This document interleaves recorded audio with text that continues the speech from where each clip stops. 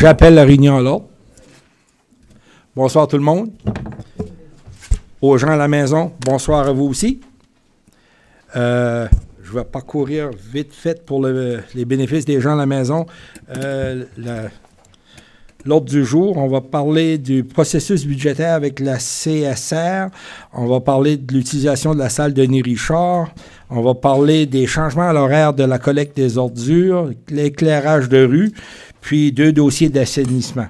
Dans la réunion extraordinaire, on va couvrir des résolutions.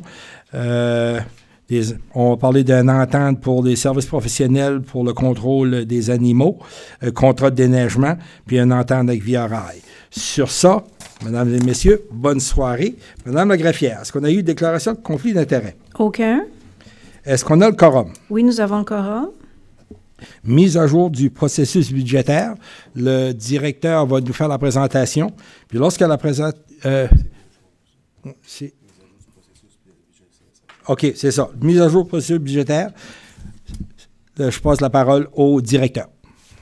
Alors, comme vous savez, habituellement, on serait à la fin du processus budgétaire, selon la loi, et on devrait déposer le budget le 15 novembre. Étant donné les élections provinciales, il y a un retard, ça crée un retard assez important parce qu'on a seulement reçu nos revenus la semaine dernière et la date de butoir est repoussée au 29 novembre. Mais on avait quand même commencé à travailler sur le budget. On n'a pas eu la chance d'avoir une rencontre avec le comité de surveillance parce qu'il y avait trop de scénarios selon l'augmentation de l'assiette fiscale, s'il y a des ajustements de taux fonciers, etc. Mais on a fait les dépenses. On avait mis des projections, conservatrices d'augmentation de la valeur de 4 %. Puis on avait fait qu'est-ce qui était prévu d'être le plan au niveau de l'ajustement de l'impôt foncier sur 3 ans, la 3e année. Ça, c'est ça notre scénario. Là, ben, on doit refaire les dépenses juste avant de le présenter au comité parce que là, on a eu une rencontre ce matin avec les dons, subventions. On a eu une rencontre avec le comité de ressources humaines. Il y a des petits ajustements à faire. Puis il faut juste s'assurer qu'on ne compte pas des dépenses 2 fois. Okay? Parce qu'on se sert des libellés de l'année passée, mais la source de données est centralisée cette année. Ça, c'est plus facile. Pour les revenus, vous avez vu l'augmentation de 10,7 % de l'assiette fiscale. On est le plus haut du nord de la province. Alors, on est plus haut que Miramichi, Edmundston, Bathurst, des cités. L'information que j'ai eue à ce moment-ci de Service New Brunswick, c'est le 10,7 se décompose à 2,4 % à 4,2 % pardon. Non, 2,4 %. 2,4 % c'est les nouvelles constructions. Puis la balance qui est le 8,3 %, c'est les résidences actuelles qui ont monté. Là, la question que la Service Brunswick nous avait fait une présentation, dont vous avez fait une présentation l'année passée sur les secteurs particuliers, ainsi de suite, parce que le 8,3, ben, c'est où en général? C'est dans la ville de Belbic que ça a affecté. C'est-tu la zone côtière? C'est-tu un secteur en particulier pour évaluer si on fait des ajustements de taux fonciers, c'est quoi l'impact? Ce matin, j'ai reçu le fichier Excel qu'on va bâtir le tableau dynamique croisé sur il y a combien de maisons dans l'écart de 0 à 150 000. Il y a combien de maisons entre 150 000, 250, 250, 450 et plus de 450. So, l'année passée, ça nous a permis de savoir, OK, ben la valeur moyenne des maisons dans telle autorité de taxation, c'est quoi? La plante, c'était 72 000, la valeur moyenne, 61 000 à Madran, et ainsi de suite. Le secteur le plus élevé était la rue John Cormier puis Jacques Cartier à Kent Lodge. À Burser, qui était à 189 000. Donc, on va avoir cette même information-là. Jean-Louis n'est pas revenu pour la date qu'il allait nous présenter. Mais lorsqu'on aurait ces éléments d'information, pourquoi c'est important? Mais c'est pour évaluer l'impact du citoyen. Pour les citoyens, s'il y a un ajustement. C'est ça qu'on avait fait de l'année passée. Donc, on devrait avoir activité le comité de surveillance. On a déjà fait de l'eau et les égouts avec le comité de surveillance. Donc, ça avance quand même assez bien, puis on sera en mesure de rencontrer la date butoir du 29 novembre. Donc, ça ne devrait pas être un problème. Je suis un petit sprint là, dans 2 semaines. Avez-vous des questions pour le directeur sur le processus budgétaire? Ronnie. Juste une remarque pour savoir si on va faire comme l'année passée, on avait fait un genre de petit bulletin là, qu'on avait distribué à la population là, pour expliquer un petit peu qu'est-ce qu'ils avaient fait. Ça fait, je ne sais pas si cette année, c'était la même idée. Ben, moi, je crois que oui. Là. On n'a pas formellement, on n'en a pas parlé à l'interne, mais on a eu beaucoup de commentaires positifs sur le bulletin d'information. Les gens l'ont apprécié. C'est sûr, il y en a beaucoup qui ont été aux poubelles dans les bureaux de poste. Là. C'est plate, mais les gens qui ont pris le temps de le lire, même qu'il y a des gens qui sont venus à la réunion suivante pour ils avaient des questions particulières à la fin de la réunion pour comprendre le bulletin. Oui, on va certainement le refaire. Puis j'anticipe pour l'année prochaine, 4.2, c'est des nouvelles constructions. On a beaucoup de constructions qui n'ont pas été évaluées à la date butoir, de fin d'évaluation cette année. Le fait que, généralement, on génère 30 000 $ en revenus en permis de construction. Cette année, on est rendu à 110 000, donc c'est un jump assez important de 80 000, que beaucoup de ces projets-là de construction-là seront terminés à l'été et ils auront une évaluation foncière par Service New Brunswick. Donc, le pourcentage des nouvelles constructions sera beaucoup plus élevé l'année prochaine. Je m'attends qu'on sera encore dans le top de la province au niveau de l'augmentation de l'assiette fiscale. Which, c'est des bonnes nouvelles.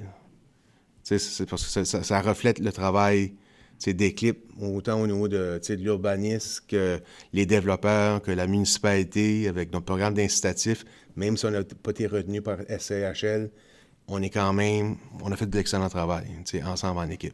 Donc, je pense, un optimisme prudent, mais je pense qu'on va être correct. Marie. Pour en revenir avec ce que le conseiller Arsenault disait par rapport à publier ou faire un bulletin, on avait dit l'année dernière, je pense, qu'il y avait eu des commentaires par rapport au fait qu'il y avait certains de nos résidents anglophones qui avaient... Puis je crois qu'on avait discuté de faire cet aspect-là, bilingue. Est-ce que je me trompe? Le budget? Moi, je me souviens pas nécessairement de ça. Ce qu'on avait offert aux citoyens, par contre, c'était... Ils pouvaient venir nous rencontrer. Qui ont fait? Ils ont rencontré soit... je ne me souviens pas si moi, tu l'as rencontré. Wanda l'a rencontré. Moi, je l'ai rencontré pour expliquer le budget. OK. Je croyais qu'on avait une...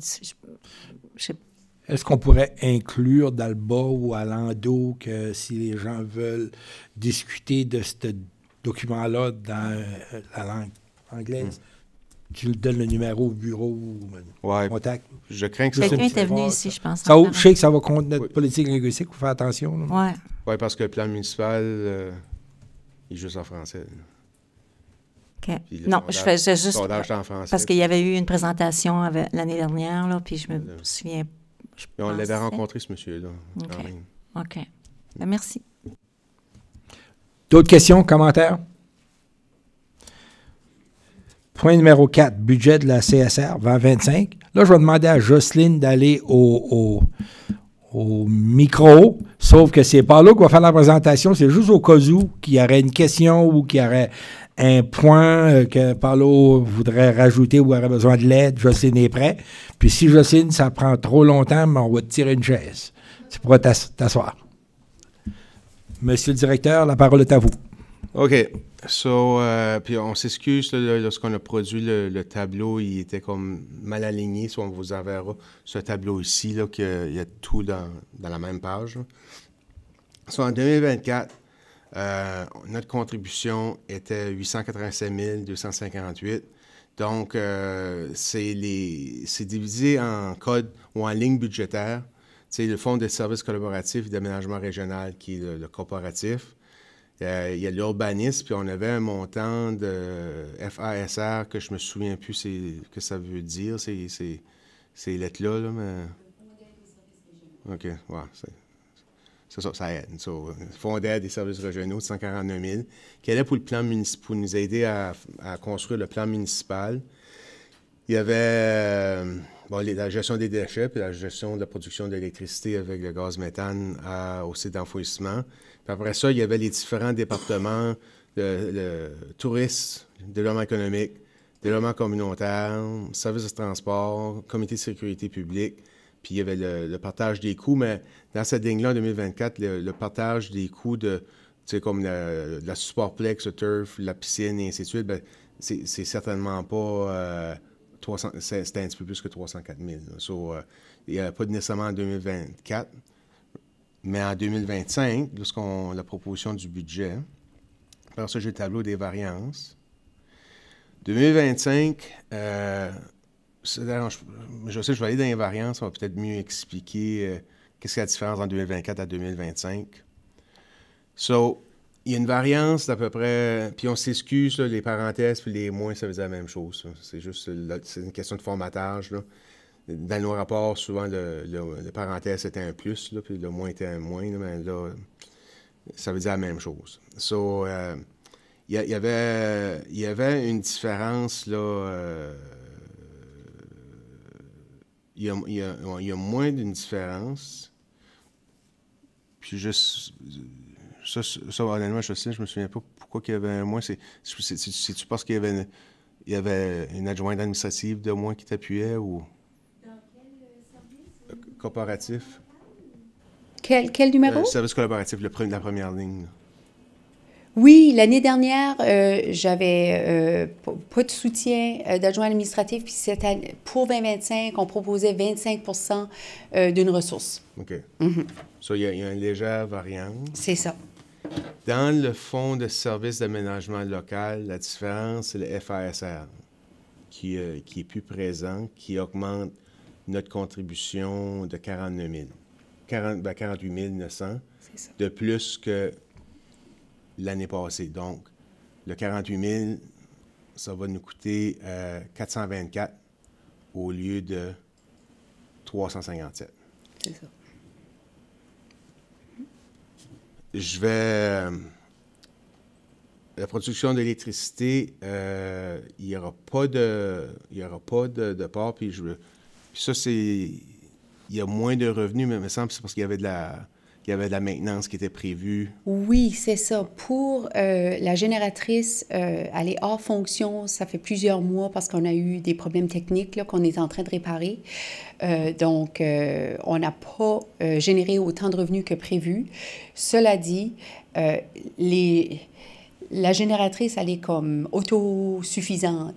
Elle génère ses revenus, puis elle paye ses dépenses de façon indépendante. C'est un budget à part.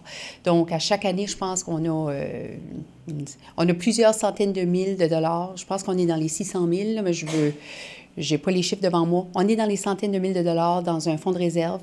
Donc, pour réparer la génératrice, puis pour pallier à ce manque de revenus-là qu'on ne génère pas présentement, on est en train de puiser dans notre fonds de réserve. Cela étant dit, ça n'a aucun impact sur le budget d'aucune des municipalités, comme parce que je mentionnais, la génératrice, elle est autosuffisante. Parce qu'elle génère des revenus. Lorsqu'elle vend de l'électricité, elle vend sur la grid qu'on appelle de Énergie Nouveau-Brunswick. Et en contrepartie, eux, ils nous payent un taux par kilowattheure. Donc, c'est pour ça qu'on est en mesure de mettre des argents dans un fonds de réserve. Puis, à un moment donné, l'objectif, ce serait qu'une fois que la génératrice, qu'elle est fonctionnelle, puis qu'on a fini de payer nos débentures, parce qu'on a été obligé de faire un prêt, cet argent-là pourrait nous aider à payer nos services opérationnels du service d'enfouissement. C'est ça qui est l'objectif ultime, là. Mais ça n'a pas d'impact pour vous. Puis, on a une réduction de notre contribution pour la gestion des déchets solides. On a eu cette discussion-là avec Circle Materials. C'est le fait qu'eux vont prendre en charge le recyclage. Donc, notre contribution au volume de recyclage, le 40 $ par tonne, on ne le paye plus. Mais aussi, la CSR a une entente avec Circle Materials au niveau de l'utilisation de leurs infrastructures. qui va générer des revenus qui devraient couvrir la débenture, une partie de la débenture de l'édifice de transbordement. Oui, puis les services opérationnels. Donc, nous, en bout de ligne, là, cette entente-là avec Circular Materials, ça nous permet d'épargner approximativement 200 000 $ par année. Donc, on peut vous charger 0 $ la tonne parce que nous autres, on reçoit une source de revenus pour nous aider à... Parce qu'ils vont comme nous payer pour continuer à faire le transbordement. Donc, on a une entente avec Circular Materials. C'est pour ça que c'est à la baisse pour votre contribution. Après ça, on tombe dans les mandats touristiques. Ça devrait nous coûter 4 111 $ de moins que l'année passée. Puis il y a une diminution de revenus, mais il y a une contribution accentuée au niveau du fonds d'aide aux services régionaux. Exactement. Puis la même chose avec le développement économique, mais notre contribution sera juste 200 $ de plus. Mais il y a eu des ajustements au niveau... il y aura moins de FASR parce qu'elle est distribuée ailleurs. Mais c'est ça, c'est très négligeable, la variance, là, de 200 $. Je vais aller au dernier parce que je vais monter. Sécurité publique et transport régional. Celui-là, ben, comme vous savez, il y avait des revenus. Il y avait la FASR qui allait pouvoir aider à absorber les coûts. Vous savez qu'on n'est pas nécessairement d'accord. Il y a un litige qui est correct. Là. Ça fait partie de la vie. Là. Si on aurait suivi tout, ben, on aurait une contribution de moins. Mais le problème, c'est comme je vous l'expliquais à la FASR, c'est pas vitam aeternam. Donc, on s'est quand même compromis à 148 000 pour la piscine. Là, honnêtement, il faudra qu'on se parle pour savoir comment ça va marcher, là, 148 000 avec le FASR. Il faudra juste... on s'assure de ça. Nous autres, on l'a budgété, 148 000. OK. Parfait. Pour le fonds de comité de sécurité publique, on avait discuté que dans la recommandation qu'on va faire dans la résolution, on ne voyait pas nécessairement l'importance d'avoir une personne qui serait embauchée. On croit qu'il doit y avoir de la collaboration entre les entités, entre les... tu sais, si ça vient des plans de mesures d'urgence ou des polices. Les polices le font déjà dans l'association des 9 corps policiers municipaux. Là, le rapport que Roger avait fait, le chef Clavette, il montrait toute l'aide mutuelle qui s'occupe de quoi dans le tableau. Puis il y avait eu des changements récemment au niveau du chien, puis au niveau de la plongée sous-marine. Mais les pompiers, c'est moins formel, là, en tant d'aide mutuelle, mais ils ont quand même des protocoles là, que, nous, on est le backup à Belle-Dune. Charlot est le backup à Belle-Dune. Il y a quand même des protocoles, mais il n'y a pas une association des chefs pompiers qui se rencontrent à tous les 2 semaines. OK? Ça, c'est ça la nuance. Mais avec Bathurst a déjà une personne, la région a déjà une personne, Belle-Dune, c'est le chef pompier. Nous, on aurait fini le plan d'urgence, puis on va pouvoir sortir le poste. Parce qu'on a eu une session de travail récemment. Joël, Olivier ont participé avec les employés, puis avec les mesures d'urgence de Fredericton, où on a défini le risque des urgences, puis on va avoir plusieurs plans. On va avoir un plan général, puis après ça, les urgences selon la codification de la probabilité des risques, qui était 80 et plus. Puis on va avoir un plan pour les inondations, on va avoir un plan pour les feux de forêt, on va avoir un plan pour le verglas et les blizzards, puis on va avoir un plan pour les ponts. Parce qu'il y a plusieurs ponts qui ne peuvent pas soutenir le poids d'un camion de pompiers. Donc, la province exige un plan général puis des plans spécifiques. On est en train de travailler sur ces plans spécifiques. Et on doit suivre la formation aussi, là, parce qu'il va y avoir le niveau 2 de la formation qui est suivi. On est... Tu sais, on s'aligne. Sur la recommandation, tu sais, en discutant avec Rémi, bien, si on réduit ce montant-là, puis si on pouvait mettre un petit peu de montant du FASR dans le service d'aménagement, parce que le plan municipal ne sera pas fini, ça pourrait peut-être diminuer un peu le montant de l'augmentation. Ce serait quelque chose qu'on mettrait dans la recommandation. Puis si je peux renchérir aussi, lorsqu'on a fait la présentation auprès les conseillers étaient invités, je pense que c'était la réunion du 16 octobre. Je ne veux pas parler au nom de Bathurst, mais je pense que Bathurst était quand même du même avis. Donc, si qu'on reçoit le même son de cloche de Bathurst et de Belle-Baie, puis de Belledune, puis du district rural, mais eux, ils ont déjà la province. Ça fait essentiellement ce que ça voudrait dire pour la partie de la sécurité publique. Ça serait plus ou moins le même montant que l'année dernière, qui serait 4 003, sauf la petite variance, parce qu'on se baserait sur l'assiette fiscale de 2024 au lieu de 2023. Donc, c'est ça qui serait la différence, mais ça serait essentiellement le même budget. Yeah. Le Fonds de service de transport régional, lorsqu'on en a discuté, en général, ça concerne Bathurst et Belle-Baie parce que DSL et Belledune pas qu'ils étaient exclus de la discussion, ce n'est pas un dossier qui les touchait dans le futur immédiat. On était d'accord avec la formule qui était proposée. Il y a un caveat, là. Je vais aller avec sur le coût réel, là. So, il y avait des revenus de 460 000 qui est présenté, avec un FASR de 169 000, qui avait des revenus total de 630 000. Les dépenses de, disons, 800 000, si j'arrondis, c'est basé sur un horaire de 7 heures par jour. Mais nous, on avait une préférence, un horaire de 12 heures par jour.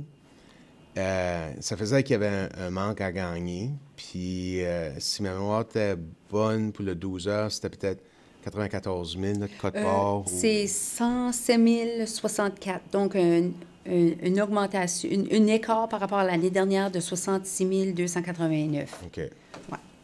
Au lieu du montant, au lieu de... Où est-ce que le transport? 169 et 700. Oui, au lieu du 74 819, là, qui est basé sur 7 heures, on parlerait de 107 064. OK. Là, il restait à avoir une discussion sur la formule de partage des dépenses parce que notre recommandation, ça allait jusqu'à la rue Acadie pour la densité de la population. C'est un essai de 3 ans. Si après 3 ans, la culture, les gens n'ont pas embarqué dans le transport commun dans la culture, on arrête le projet. Mais avec le projet d'Habitat Soleil, où il y a 250 logements, il va y avoir une plus grande densité de population. Puis avec le programme des communautés francophones accueillantes, le CFA, qu'on a été choisi, c'est des fonds fédéraux. Puis on a un comité consultatif communautaire. Ça vient de démarrer. L'employé de la FMNB a été embauché récemment. On a eu notre première... il y a 3 communautés qui ont été retenues, Saint-Quentin, Edgewick, Caraquette, puis nous autres. Il y a un comité consultatif communautaire dont il y a des employés de Belle-Baie, mais il y a également des élus de Belle-Baie, si ma mémoire est bonne, Joël Olivier puis Olivier Dulac siègent là-dessus. Il y a Vitalité, on va essayer d'avoir le district scolaire qui siège là-dessus. Il y a le collège communautaire qui siège là-dessus. So, il y a une enveloppe budgétaire. Il y a une enveloppe, tu sais, de, disons, 150 000 jusqu'au 31 mars, puis un 350 là, pour les prochaines années. Il y a des choses qui sont éligibles dans les dépenses. Le CCC est en train de faire un plan d'action. Donc, il y a une firme qui a été embauchée d'Edmundston, Diversis, qui accompagne le CCC pour faire un plan d'action puis voir les dépenses. C'est sûr, moi, je vais essayer de m'assurer qu'on ne laisse pas d'argent sur la table, okay? Qu'on utilise l'argent. Il va y avoir un employé qui va être embauché parce que c'est un projet. On a des comptes à rente à l'Immigration Canada. L'IRCC, c'est Immigration, Réfugiés, Citoyenneté canadienne. Donc, lorsqu'on rencontre ces gens-là, pour notre région, il y a 2 obstacles majeurs pour l'intégration puis la rétention des nouveaux arrivants, surtout les nouveaux arrivants francophones. C'est le logement puis le transport en commun. So, de ce montant-là, on pourrait utiliser ce montant-là comme une source additionnelle de revenus comme la FASR pour payer le plus qu'on peut. On va le présenter à l'IRCC pour voir Disons, on utiliserait le modèle de 7 heures, là, et c'est 169 711 qui est le net à partager. Bien, est-ce qu'on peut couvrir le 169 711? Donc, à ce moment-là, ça ne coûterait rien à Bathurst, puis ça ne coûterait rien à Belleville. Il faut quand même renégocier la formule de partage. Oui. Ça, on s'en avait parlé, oui. des dépenses.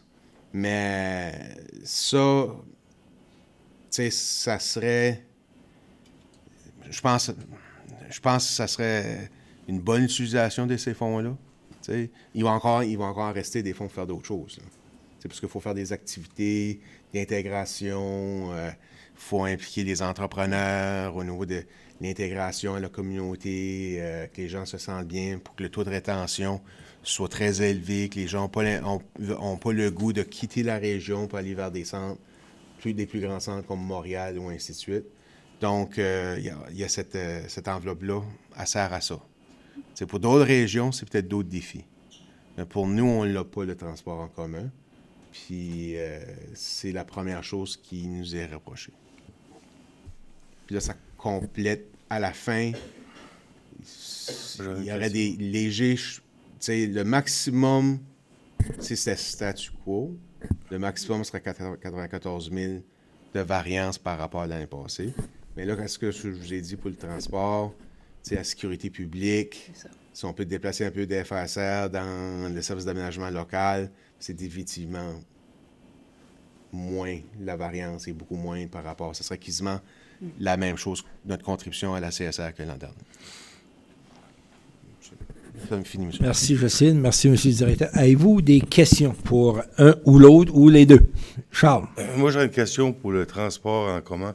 Je ne sais pas si le scénario, disons, Belle-Dune décide d'embarquer, ben nous autres, ça va affecter parce que là, ça arrête à rue l'Acadie. Ça fait si le reste de Belle-Baie qu'on va embarquer à cause que Belle-Dune va être dedans, ça va faire un impact aussi. Ça dépend. Ils font-tu rentrer dans le milieu d'une année parce que si on budgète un tel montant, puis ils décident de rentrer, c'est où ce qui est le... Pour ce qui est du coût de l'actif comme tel, là, ça va être payé jusqu'à concurrence de 80 ou 90 % par un fonds fédéral qu'on avait fait la demande, qu'on attend des réponses. Là. Donc, si c'est le cas, il y aurait, disons, il y a un 10 % de débenture qui va devoir être payé à concurrence de 15 000 $ par année pour, je pense, c'est 5 ans. Donc, ça serait cette partie-là, votre quote-part de la débenture que vous payez, disons, si Belle-Dune vous réembarquez, disons, dans la 3e année, mais ça serait de voir avec elle une négociation, ce qu'ils veulent vous proposer un genre de lump sum, un montant pour embarquer. Ça pourrait, je donne ça comme exemple, comme un genre de négociation que vous pourriez faire avec un nouveau partenaire. On a déjà fait des ententes comme ça, par exemple, comme avec le service d'enfouissement. Il y avait un moment donné, là, avant 85, je crois, le service d'enfouissement offrait juste le service dans la région Chaleur. Puis après ça, bien, elle a offert le service dans le Restigouche. Elle a élargi son service dans le Restigouche, péninsule acadienne, Miramichi. Mais à ce moment-là, eux, ils devaient payer un montant de contribution pour le coût des actifs que ça avait coûté jusqu'à date. Là. Ça, c'est des choses qui peuvent être négociées, comme exemple. Là, je vais juste mettre au clair pour le transport. Est-ce qu'on parle encore de ce qu'on avait vu à la dernière réunion, que notre rapport serait 75 000 pour notre ville et 95 000 pour la ville de Bathurst? Oui, ça, c'était basé sur le scénario de 7 heures. Si on va sur un scénario de 12 heures, là, votre contribution passerait de 75 000 à 107 000. Puis Bathurst? Bathurst, ça serait, je peux vous le dire, j'ai le rapport devant moi. Ça serait juste augmenté au prorata, là. Oui. Oui, juste un instant, je l'ai ici. Eux, ça serait, vous, ça augmenterait de 74 819 à 107 64. Et selon la même formule de partage, Bathurst passerait de 94 892 à 135 789. OK. Moi, la question que j'ai, puis c'est peut-être...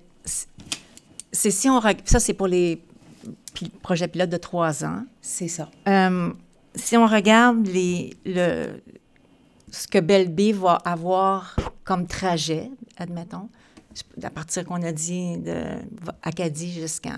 Alors, c'est une section de Beresford, la 134. Il va y avoir 49 arrêts en tout. La plupart des arrêts, je pense, ça va se faire dans la région de Bathurst. Parce que... Alors, moi, je me demandais, c'était quoi la rationale pour le financement, là, la formule. Je sais que c'est... Oui, je comprends votre question. Là. C'est tout... Ouais. Là, on prend toute Belle Baie pour aller donner cet argent-là pour un petit bout de Belle Baie, à comparer avec Bathurst, que ça va servir plus grandement. Je pense que c'est là ce que le DG a mentionné tantôt, qu'il faudrait parler de... Ils veulent renégocier la formule, parce que nous, la formule qu'on a utilisée, puis je comprends très bien votre point, là, c'est que nous, on la base sur la formule qui est légiférée, qui est basée 50 sur l'assiette fiscale, 50 sur la population. Mais il pourrait avoir une autre formule, je ne sais pas, qui pourrait être le nombre de kilométrages qui est utilisé, là, là, j'invente des choses, mais je vous donne des exemples. C'est pas fou. Ben, c'est... Parce que ça fait oui. Oui, si on compare au premier regard, là, quand on regarde ça, c'est presque trois quarts, un quart, mais c'est pas, la subvention ne sera pas trois quarts, un quart. Là. Parce que c'est basé sur cette formule-là, puis je comprends bien. Alors, moi c'est mon souhait que ça soit revisité. Mais dans la réunion publique là, du 19, on va avoir une résolution que je vais faire un ébauche d'une résolution, puis après ça, durant la réunion, si vous voulez faire des ajustements, on fera les ajustements on the fly, comme on a déjà fait, pour donner l'autorité au maire et le conseiller du CET de voter avec des amendements au budget. Ça pourrait être un exemple d'un amendement où est-ce que, tu sais, dépendamment... Parce que la loi dit que, par défaut, la formule, c'est qu'est-ce que Mme Michel a dit, c'est 50-50, base de population, tout ça.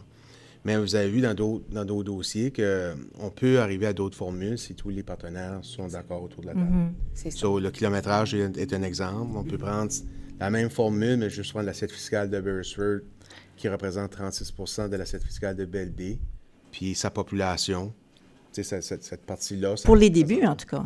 Pour les débuts. Puis, au fur et à mesure qu'on agrandit le service, on fait l'amendement à la formule... pour que ça reflète la réalité. C'est certain, j'ai comme l'impression que c'est plus du monde de Belle Baie qui vont aller vers les services qui sont situés à Bathurst. Contraire.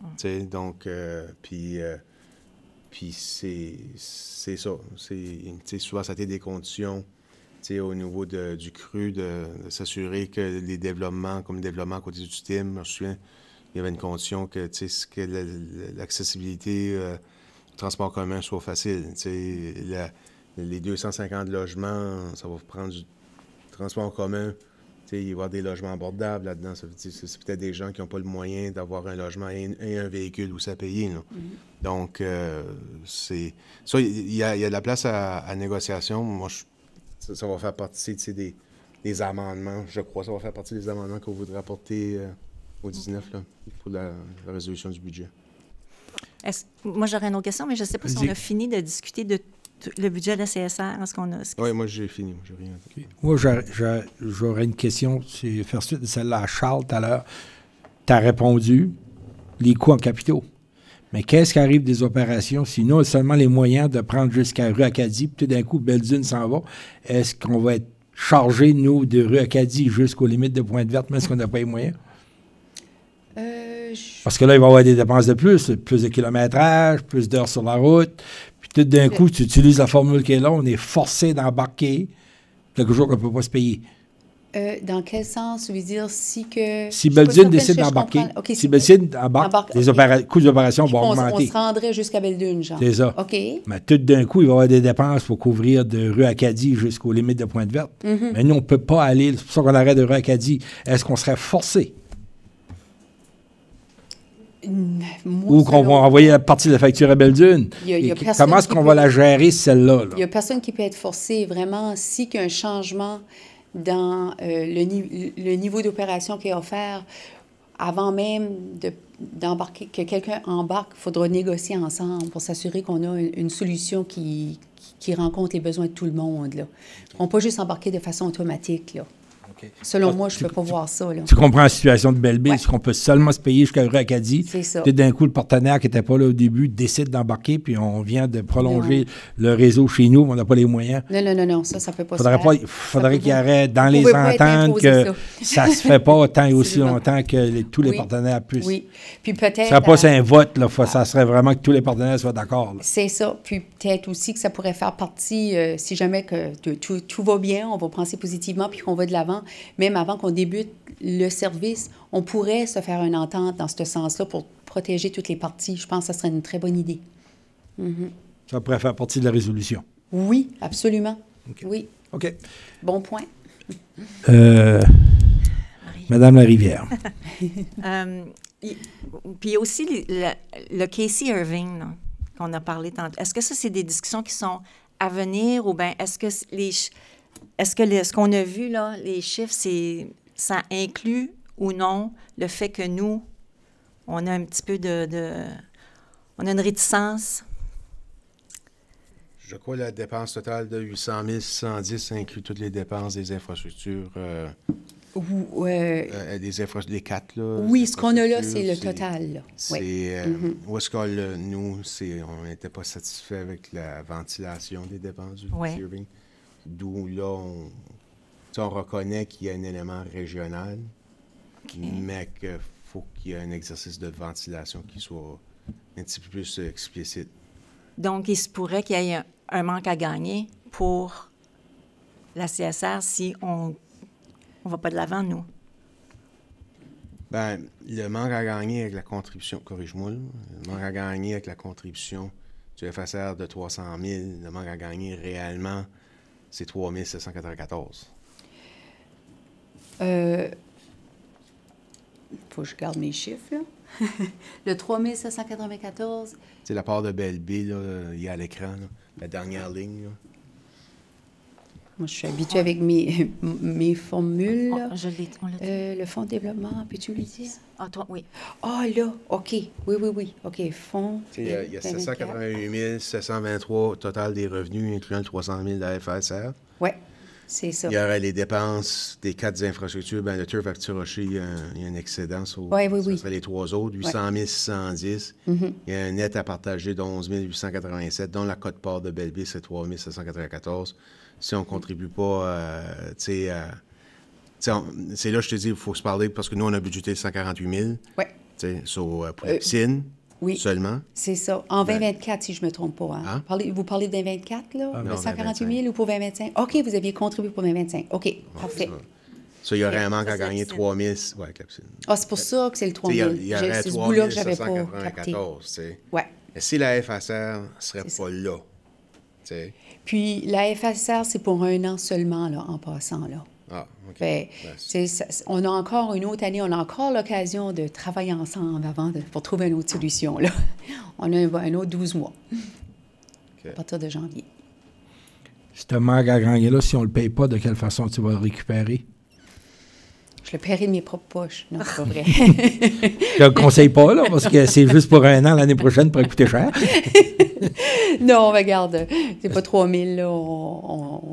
On trouvera une solution, là. C'est pas des montants significatifs. En d'autres mots, tu n'as pas de plan, tu n'as pas planifié rien pour ça. Non, bien, quand on aura la résolution, on pourra en discuter avec le conseil, là.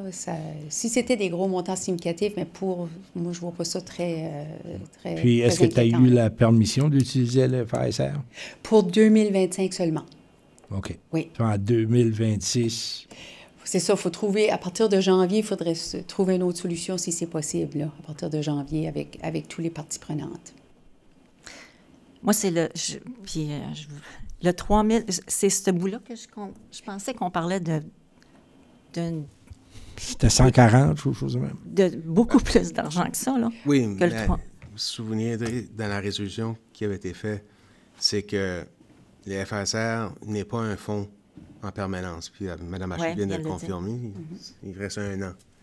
So, si on fait une entente de principe pluriannuelle, parce que c'était ça, c'était une entente de principe sur plusieurs années, ben c'est correct pour 2025, il y a un fonds de FSR. En 2026, Le on problème n'était est plus encore là, là. puis on avait signé Le fonds ne sera plus là, non? on signerait une entente sur plusieurs années. OK. C'est là que le montant changeait. Mais Bon. il fallait qu'on s'entende sur une entente de principe. Maintenant, on ne s'en est pas attendu parce qu'on sait que ce montant-là est temporaire. Mais on s'engageait sur plus longtemps. OK.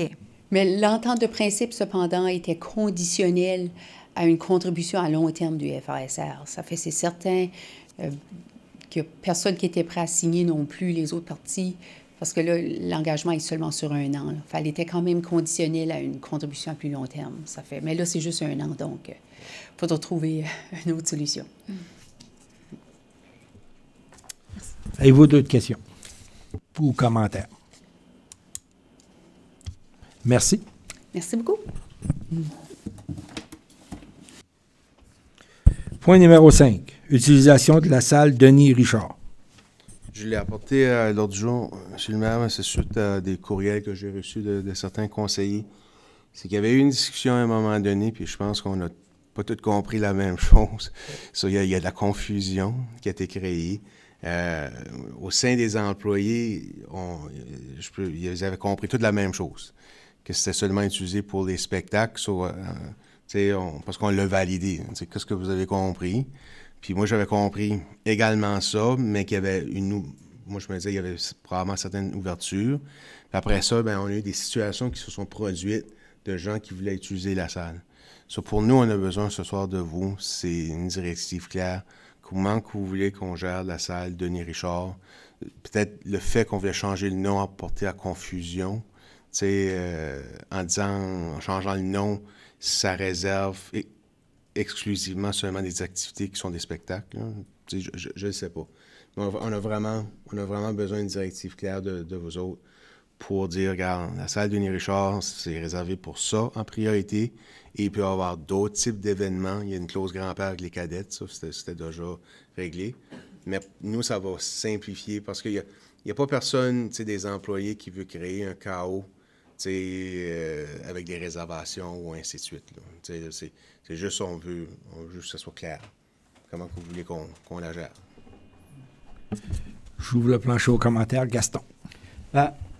C'est un peu après une discussion qu'on a eue avec des citoyens qui étaient du monde des festivals, du monde de la technique, du monde des lumières. On s'est assis et on dit qu'est-ce qu'on peut faire avec la salle pour l'améliorer. Sur ça, on était devenus, on a parlé que si on avait une salle de spectacle, il y avait des fonds qu'on pouvait aller chercher pour faire l'amélioration de ça. Moi, je ne voyais pas que tout était abandonné en tant qu'activité dans la salle. Il y a des employés qui ont dit, pour faire un exemple, une fête de famille, une fête d'enfants, ils louent ça, je ne sais pas si c'était 35$ ou le montant, je ne m'en souviens pas, mais ça coûtait 70$ pour la faire nettoyer. Puis, il y a d'autres salles, comme la BAC a une salle extrêmement pour ça, le gym. Ils ont des ballons gonflables, ils ont tous les jeux gonflables, ils ont tous le monde n'a pas besoin de rien apporter là. Et ça, c'était une manière de dire, utilisons d'autres salles qu'on a dans la région, puis améliorons la salle pour faire une salle de spectacle. Mais du zumba puis de la danse, c'est de la culture. C'est pas obligé d'être spectacle, chansonnier ou whatever. C'est juste que la salle multiculturelle, on l'avait nommé ça parce qu'on avait touché des fonds dans le temps pour faire l'amélioration. Est-ce que la salle de spectacle reste une salle qui peut être utilisée par la danse puis tout ça? C'est de la culture. Je pense que c'est un centre culturel, vraiment. Puis... moi, il y a eu un propos sur les mariages, parce que je pense qu'il y a beaucoup de mariages dans la région, puis la salle est beaucoup utilisée les mariages. Puis moi, tout en parlant avec le bar, elle qui travaille au bar, des fois, là, c'est rough. On n'a pas de sécurité là-dedans. Le monde rentre de la boisson, sort de la boisson. Il n'y a pas de contrôle dans la salle. Si il y a d'autres salles, comme Denise, avant tous les mariages, il y avait un contrôle, il y a des gens qui travaillent dans la salle. Nous autres, c'est une salle qui est libre, puis tu as une fille qui travaille au bar, qui ne sait pas s'il y a une chicane qui pogne, ou n'importe quoi. Elle n'a pas le contrôle là-dessus. Je suis appelé les polices, là. Mais le but était d'améliorer la salle pour faire une salle de spectacle, sans être obligé de dire non, il n'y a plus de danse, il n'y a plus de ça. Je pense que ça, c'est le contrôle de la... Après ça, on a eu un employé qui gère la salle. Ça vient là à gérer la salle. Mais est-ce qu'on l'arrête, la danse puis le zumba? Moi, je ne pensais pas qu'on allait là. Okay. Mais on voulait avoir une salle de spectacle améliorée pour nos artistes qui viennent. Il n'y a pas de loge, il n'y a pas de douche, il n'y a rien là-dedans. Puis il n'y a pas d'entrepôt. C'était ça un peu la discussion qu'on avait eue. Je vais faire poser une question là, aux employés. Est-ce qu'on a arrêté quelque chose? Les fêtes d'enfants et les mariages. OK. C'est bon. Annick. Bien, c'est ça. C'est juste pour peut-être faire le point aussi, parce que moi, j'avais signifié mon inquiétude par rapport à la salle multiculturelle, parce que avec l'ancien conseil puis les conseils d'avant où la salle avait été créée, le but, la nature avait toujours été d'avoir une salle multiculturelle où il y avait plusieurs événements de la communauté qui pouvaient s'y tenir, comme le marché de Noël, plein d'autres activités. Là, ça fait... Mais tout en comprenant que pour le spectacle, il y avait un manque du côté des loges, des douches, de l'entrepôt. Ça fait, tu sais, trouver une façon où ce qu'on peut aller chercher des fonds, ce que la municipalité et les citoyens ne sont pas obligés de payer la facture, c'est l'idéal. Ça fait, on avait pensé, oui, tu sais, changer le nom salle de spectacle nous permettait d'aller chercher certains fonds pour pouvoir faire ces choses-là. Ça fait quand même plusieurs années, Gaston, même sur l'autre conseil qu'on parlait et qui n'a jamais pu être réalisé, sans tout autant empêcher les gens de la communauté d'utiliser la salle. Là, par exemple, pour comme on dit, les fêtes d'enfants, les spectacles, ça, c'est des choses qui peuvent être discutées au niveau de l'administration ou ce que c'est pas possible ou ça cause certains problèmes. Mais l'utilisation communautaire de la salle par les citoyens pour du bien-être, des choses comme ça, moi, je pense que ça devrait effectivement rester. OK. Moi, j'ai une question. Je pense que je connais votre réponse, là. Mais c'est juste m'assurer des rencontres, le mouvement acadien, communautaire en santé, ils ont leur AGA, la Chambre de commerce de la AGA, des rencontres, là, un peu comme la CSA a fait, là, une rencontre régionale. La salle, si elle est... mais prioritaire au spectacle. Oui, puis je pense que ça a toujours été le cas dans le passé aussi. Par exemple, s'il y avait une activité, là, mettons, de Zumba ou de danse, mais je pense que les organisateurs étaient au courant que si jamais il y avait un spectacle de cédulé pour une soirée, la priorité allait au spectacle. Yeah. Tu sais, je pense même aussi qu'on voulait faire, à un moment donné, des tables rondes là, pour du socio-culturel ou choses comme ça. Mais tu sais, c'est une salle qui se prête bien à ça aussi. Ça fait, tu sais, moi, je vois pas l'inconvénient, mais c'est sûr que si que des spectacles, tu sais, combien de spectacles on peut avoir? On a eu plusieurs, tu sais, mais c'est quand même pas de façon à tous les dimanches, à tous les samedis. Ça fait, tu sais, je pense qu'il y a de la place pour avoir différentes choses dans la salle pour la communauté. OK, bien, je pense que c'est clair là, pour les employés. Là, lorsqu'on reçoit des demandes de réservation, on sait comment les traiter, puis... Je pense que c'est ça qui a été fait dans la dernière année aussi, depuis la décision de changer. Ouais, à part des... Ben, je savais pas pour les fêtes d'enfants et les mariages. Oui, ça, on les avait pour les raisons que le conseiller Frenette a évoquées, là, on les envoyait à la barque. Okay. Puis, c'est juste, il y a eu un cas en particulier, puis là, ça a généré du questionnement à l'interne, tu sais. Ça, je dis, ben, gars, on va l'apporter, puis on aura l'heure juste. Anne. Juste une question là-dessus. C'est une salle communautaire, salle spectacle? Parce que moi, j'ai un groupe qui m'a approché pour faire une danse pour des personnes à besoins spéciaux. Ils n'ont pas trouvé aucun endroit dans Belleville pour le faire. Puis j'ai resté un peu comme... Est-ce que ça rentre-tu là-dedans? OK. Parce qu'ils ont dit en appelé, puis ils ont dit que c'était pas disponible pour ce genre d'activité-là. En tout cas, je voulais juste l'apporter. Faut comprendre aussi, là, puis là, je vais défendre les employés. Là. Des fois, on refuse, mais c'est parce qu'elle est déjà louée. Pas nécessairement parce que tu n'as pas le droit d'avoir l'activité, c'est qu'elle est déjà louée, louée. Je ne sais pas, là, peut-être Marc-André pourrait éclairer sur cette partie-là. Nous autres, vraiment, c'est les mariages, puis les fêtes d'enfants, puis c'est sûr qu'on veut pas avoir des fêtes de famille ou des choses comme ça. Je pense qu'il y a assez de salles dans la région pour des choses comme ça. Mais spectacles, réunions, organismes comme tu l'as dit, le mouvement acadien, toutes ces choses-là, on n'a jamais refusé. Même le Zumba, là, on n'a pas refusé. C'est des fois, il y a des choses qui sont là, comme les cadets, qui sont déjà... ils ont déjà une soirée de louer. Là. Ça fait que, non, de ce côté-là, je pense que ce serait bon. Je pense, M. le maire, la discussion est pas mal ouverte. Il ne faut pas me mettre spécifiquement juste pour... Tu sais, parce qu'il faut quand même servir la communauté. Je veux dire, il y a certaines choses comme... Puis, disons, à un moment donné, c'est comme Mme Barlaving a mentionné, s'il y a des groupes qui demandent, tu sais, il ne faudrait pas trouver une excuse pour dire qu'elle n'est pas disponible. J'imagine qu'il devrait avoir une horaire, puis, tu sais, ça fait qu'il faudrait être transparent avec les demandes. Là, je pense que c'est ça qui a été fait jusqu'à date. J'espère. Je te dis, je défends les employés là, en disant ça. Non, mais c'est pas une question de pointer personne du doigt. J'espère que la transparence est là. Il y a eu une mésentente parce qu'il y a une personne qui a dit qu'elle s'avait fait refuser à ça, mais c'est parce qu'elle était déjà louée. Ça fait ces dates-là. Je comprends ça. Il y a une cédule. Comme les arénas, il y a des cédules. C'est ça.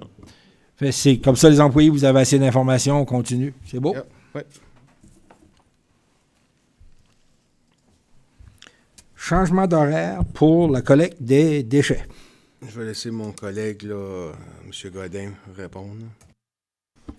C'est ça. Avec l'avenue de Circular Material, on était supposé de ne pas avoir de changement, mais il y en a eu quand même quelques-uns. Au niveau de Pointe Verte, ça restait pareil. Au niveau de Petit Rocher, ça a changé. Je pense que c'était le mardi à vendredi. Fait qu'on on a ajusté, nous autres, notre horaire de collecte des déchets pour faire pareil, là, les vendredis. Au lieu d'avoir mardi puis le vendredi, ça aurait été, je pense, mêlant. Puis, au niveau de Nigadou, ça a changé de semaine. Puis, le recyclage a changé de semaine versus la collecte, là. Fait que ça s'explique bien dans les lettres qui sont là.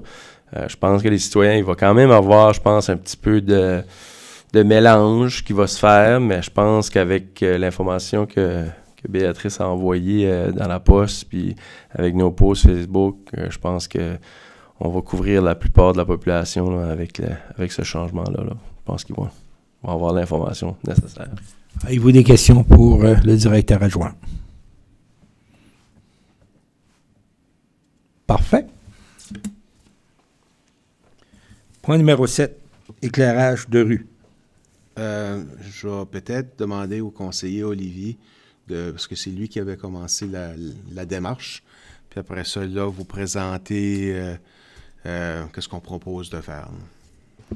Merci, Monsieur le Directeur Général. Donc, le rappel, j'avais été approché par des résidents au niveau du secteur de Luger, qui est au niveau du chemin Sormani, on tourne à gauche, et c'est un bout de rue qui n'a pas d'éclairage public. Les résidents m'avaient interpellé, puis ils m'avaient mentionné que tout le chemin Sormani, chemin Sainte-Louise, il y avait tout le temps de l'éclairage public, et ça les préoccupait au niveau de la sécurité. C'est un dossier qui avait été entrepris, il y a des échanges ont été faits lors des anciens DSL, et les résidents voulaient savoir c'était quoi la démarche pour faire appel un petit peu pour comment avoir de l'éclairage public. Donc c'est pour ça qu'on avait fait un relevé des poteaux, voir un petit peu qu'est-ce qui pourrait être fait. Et il y avait également une question par rapport la question des taxes d'habitation. Comme dans les anciens DSL, on a la question du 41 sous par rapport aux services routiers, qu'est-ce qui en était. Donc c'était la demande de voir quelle démarche pourrait être faite pour installer de l'éclairage public au niveau du secteur de Luger et voir s'il y avait une politique à installer à l'ensemble de la municipalité, ceux qui n'ont pas encore d'éclairage public pour l'instant. À partir de là, c'est sûr, il y a deux coûts. Il y a le coût de l'achat du lampadaire en soi, puis après ça, il y a le coût de l'utilisation de l'électricité. Okay? Alors, ça m'a... On en a parlé avec M. Godin, de voir l'entièreté du territoire. Puis ça donne que les fins de semaine, je suis souvent dans ce coin-là. Puis je suis un amateur de chasse. Là. J'ai ma chauffeur désigné qui m'apporte pour que je puisse chasser. Puis Sormani, samedi soir, j'ai remarqué qu'il y avait une stretch de quasiment une quinzaine de poteaux qui n'avaient pas d'éclairage du tout. Mais il y avait 4 poteaux que l'éclairage était brûlé. Donc, ça, c'est un suivi qu'on a fait avec Énergie NB, Donc, André a fait pour qui vont changer les lampadaires. Et effectivement, Luger, il n'y a aucune lumière. Puis j'ai vu dans les standards, dans les lampadaires, c'est soit qu'il y a un poteau, qu'il n'y a pas de lampadaire entre deux lampadaires, ou il y a deux poteaux, qu'il n'y a pas de lampadaire en lampadaire. So, il y a... donc, si je donne l'exemple comme à Pointe-Verte, moi, je demeure au début du village de Pointe-Verte. Ben, ma maison, il y a deux poteaux qui n'ont pas de lampadaire en lampadaire. Plus qu'on s'approche où est-ce qu'il y a une densité vers le milieu du village, il y a seulement un poteau entre les deux. Donc, ce qu'on regardait, c'est s'assurer dans l'entièreté du territoire qu'il y a au moins ce standard-là soit respecté. Puis, dans le cas de Luger, ben, ça serait un peu comme où est-ce que moi je demeure à Pointe-Verte. Il y aurait deux poteaux qui n'auraient pas de lampadaire en lampadaire.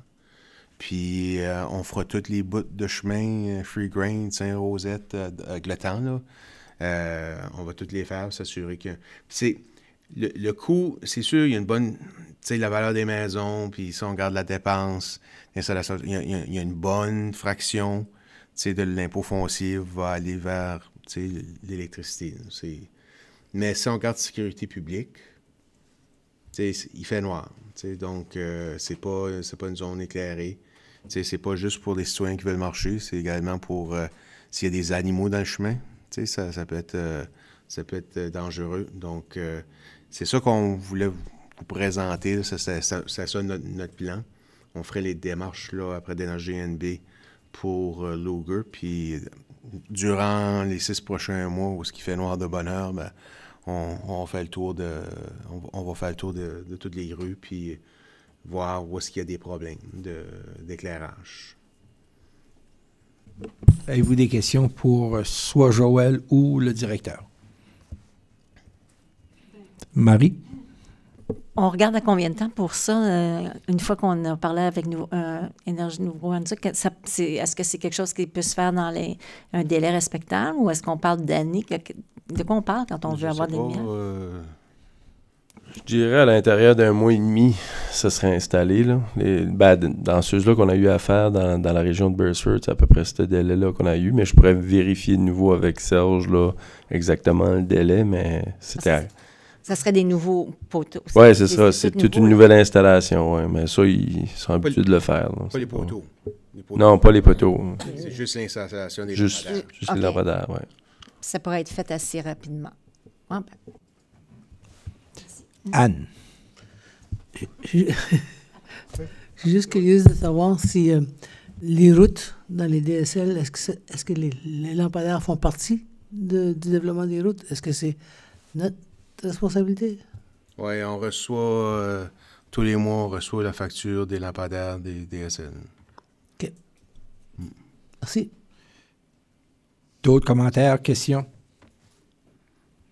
Donc, la directive, c'est, vous êtes d'accord avec qu'est-ce que les employés proposent, de faire le tour de la nouvelle municipalité puis s'assurer que les gens ont le standard qu'on a pour tout le monde, dépendant de la densité, c'est un lampadaire aux 2 poteaux ou un lampadaire aux 3 poteaux. Exact. Correct avec ça? Oui. Merci. Joël, vous avez quelque chose à rajouter? Non?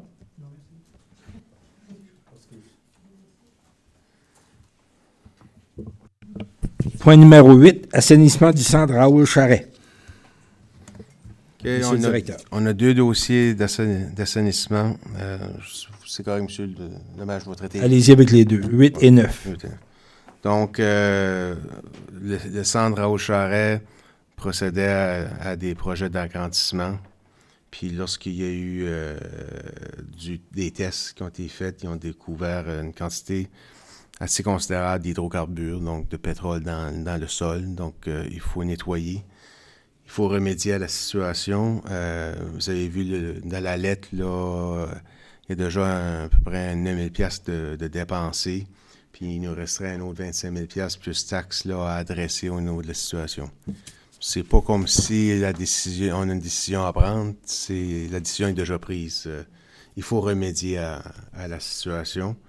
Je ne sais pas s'il y a d'autres choses à ajouter, M. Godin. Ben, l'offre de service de Roi Consultant, c'est vraiment... Ça a commencé avec... On a fait des tests de sol juste pour savoir comment la densité et ces choses-là pour bâtir. Là, ils ont découvert une partie d'hydrocarbures. Après ça, ils ont fait le testing. Le 9000$, c'est le testing du sol. Là, ils ont déterminé, OK, c'est quoi les normes? Ben, il y a des normes selon la province. La province a dit, OK, ben, vous êtes au-dessus des normes, vous devez aller étudier plus approfondissement ou plus, excuse-moi le terme, là, mais un petit peu plus creux, puis c'est ça qu'ils demandent là. Mais le décontaminement du terrain, ce serait d'extra, là, je pense. Si vraiment il faut qu'on se rende jusqu'à là. Ça, c'est la dernière étape avant de déterminer exactement qu'est-ce qui devra être fait sur le terrain. Parce qu'un terrain contaminé, mais il y a plusieurs pistes à entreprendre. Ça dépend toujours de la nature, de la fonction de l'édifice.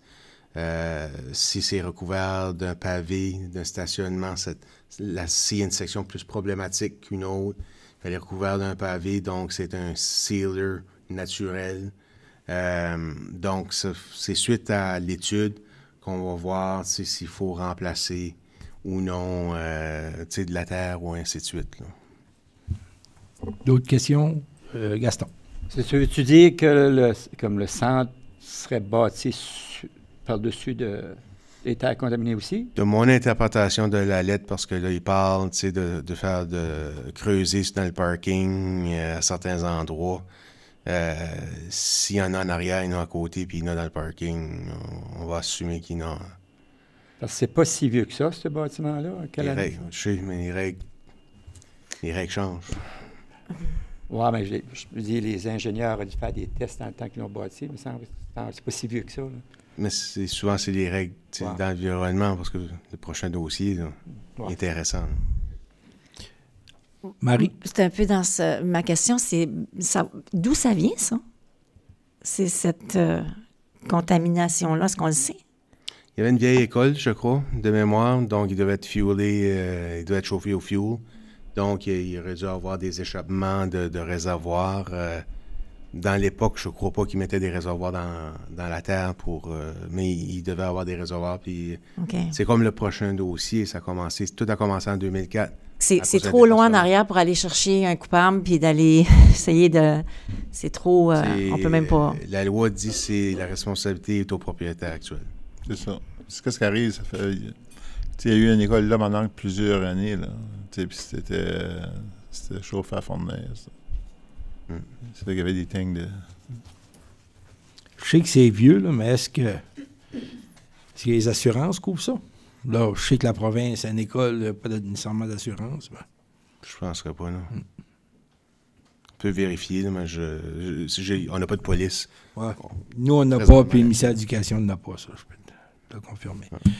Sur le prochain aussi, lui, la province a créé une division, une unité dans le ministère de l'Environnement pour les terrains qui étaient contaminés, puis de responsabilité des propriétaires. Vous vous souviendrez, le député dans le temps, mais le ministre aujourd'hui, le ministre Lagacé, c'était son cheval de bataille pour la Smurfit-Stone, disant que ça appartient à la province. Elle a une responsabilité de nettoyer. So, la province, ils ont 1000 dossiers. Ils en ont pris 3, puis on est là-dedans, nous autres. Là. So, je ne sais pas si on commence par l'ordre alphabétique, là, mais c'est l'usine Alpho, la pêcherie. Là, la lettre enregistrée que j'ai reçue la semaine dernière disait qu'il y avait eu un déversement en 2004, il y avait un plan de remédiation qui avait été fait, mais incomplet, puis insatisfaisant au point de vue du ministère de l'Environnement. Il me donnait jusqu'à le 15 novembre 2024 là, pour un plan de remédiation sur le terrain d'Alpho. Le terrain d'Alpho a brûlé l'usine a brûlé. Il y a eu un déversement d'huile en 2004. On l'a remédié. On a enlevé 84 tonnes de sol. Mais l'édifice était encore là. Puis ça appartenait à 2 individus.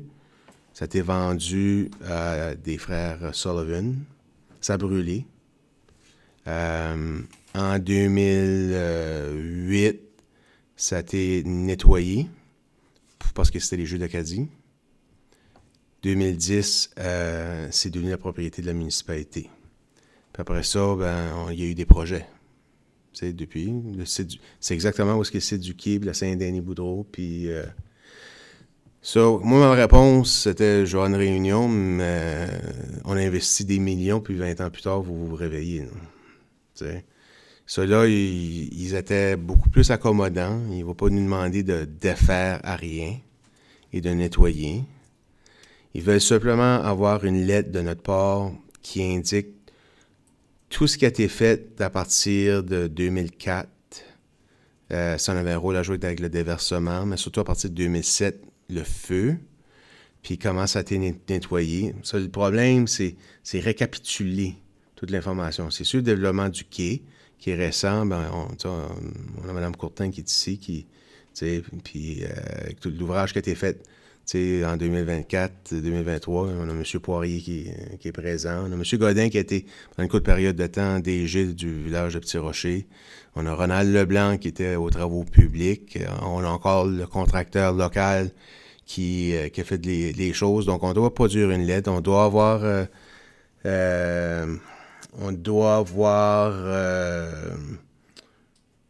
un appendix stampé par la firme ou consultant au niveau de l'environnement des ingénieurs chimiques.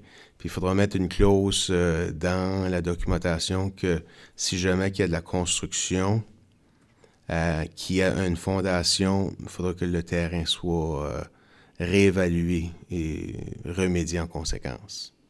Ça a vie, la condition. Peut-être les containers, c'est populaire aujourd'hui, mais dans 15 ans, ça sera moins, puis on aura un développeur qui voudra faire d'autres choses, disons des condos de luxe au bord de la mer, il faudra l'adresser à nouveau. Là, j'ai acheté du temps, là, j'ai acheté 3-4 mois de temps pour faire ce qu'on doit faire, parce qu'ils ont réalisé que, on était les premiers cas, là, ils ont réalisé que tu ne peux pas juste cogner à la porte et dire fais un plan de remédiation, puis ça fait 20 ans que ça a passé, puis il y a eu du développement par la suite. Parce qu'il y a eu un défaut à quelque part. Là. Mais on est quand même... Il faut faire ce travail-là. Ma seule inquiétude, c'est comment ça a été nettoyé. Est-ce qu'on a tout enlevé ou on a juste gratté que c'était sur la surface? Ou ça, là, on verra avec ça. On mentira pas. Mais il nous manque cette information-là, mais j'ai une petite crainte, là. Avez-vous des questions pour le DG par rapport aux deux dossiers? Ça vous a été donné à soir, il n'y a pas de direction, pas de décision à faire, c'est à titre d'information. Pas de questions, pas de commentaires? Vous avez l'information que vous avez besoin pour continuer? Ouais. Merci.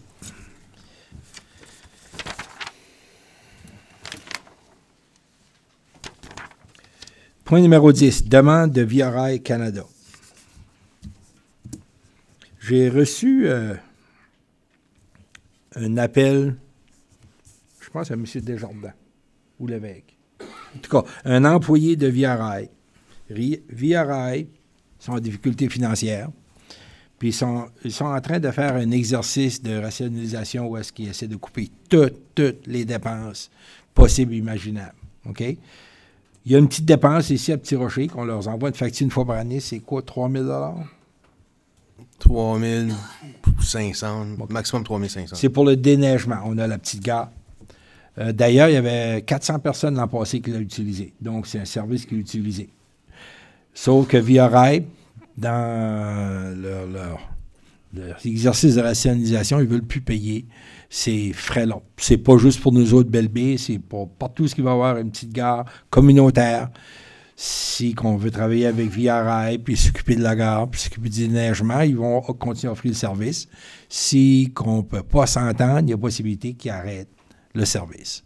Donc, on l'amène au conseil ici aujourd'hui, à savoir qu'est-ce que vous voulez faire. C'est quand même un service qui a été utilisé, comme je l'ai dit, par 400 personnes de la région dans la dernière année. Puis là, l'année, est-ce que c'est le 1er janvier au 31 décembre ou... Il me parlait, c'était début octobre, parce que c'était octobre l'an passé, je ne peux pas vous dire, mais dans leur source de données, les derniers 12 mois, il y avait eu 400 personnes qui l'avaient utilisé. Fait, le plancher est ouvert, j'aimerais les commentaires. Je sais qu'on a déjà discuté de ça dans le passé. Puis, à l'époque, on voulait garder le service. On a quand même négocié. On a réussi à gagner une année, je crois. Là. Mais là, ça revient à nouveau sur le tapis. Fait, j'ai vu Jean-Guy qui a allumé, puis après ça, Marie. Personnellement, pour le nombre de personnes qui l'ont utilisé, puis le coût, moi, je pense qu'on devrait y aller, disons, s'occuper de nettoyer la neige. Là.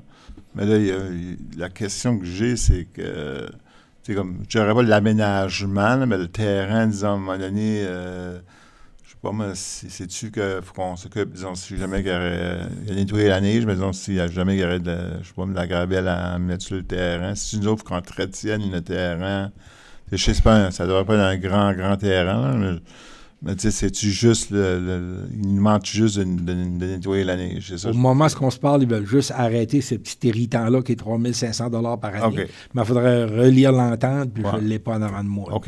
Peut-être qu'il y a quelqu'un qui a... Personnellement, pour 3 500, je pense pas qu'on devrait arrêter ce service-là. Ça, c'est mon opinion. Marie.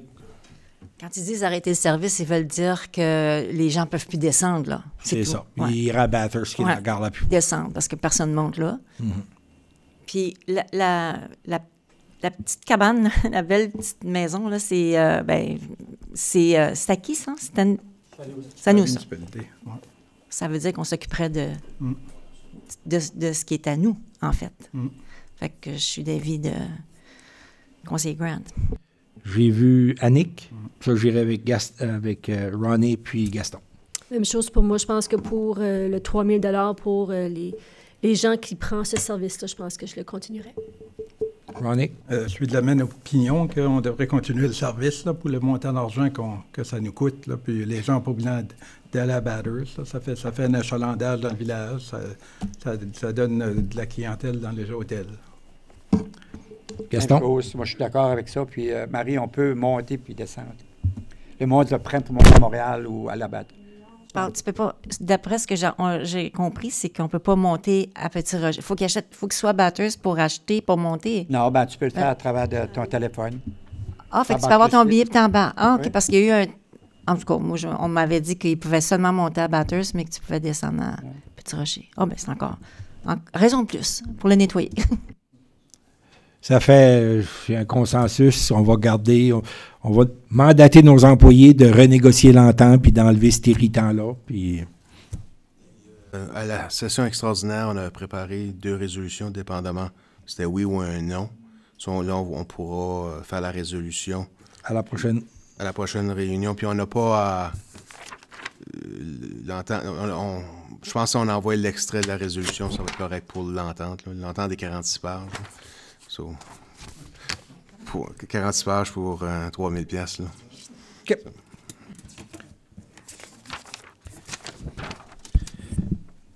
Là, c'est l'item numéro 11, puis c'est l'item à M. Doucette. Je propose de lever la réunion. Inside joke.